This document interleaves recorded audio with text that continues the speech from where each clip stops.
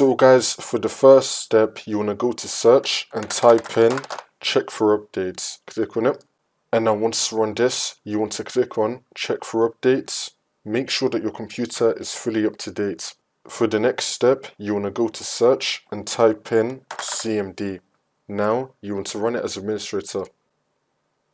And then click on yes. And now once you run this, you want to type in sfc /scan now, and then click on enter. And you want to run this scan. Wait for this to load. I'm going to skip the video to when the scan will be fully completed.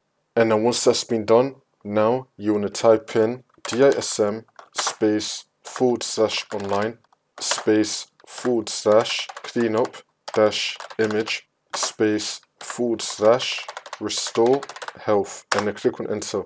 And you want to run this scan as well. Wait for this to load. Once you complete both those scans, for the last step, you want to restart your computer, and then the problem should be fixed.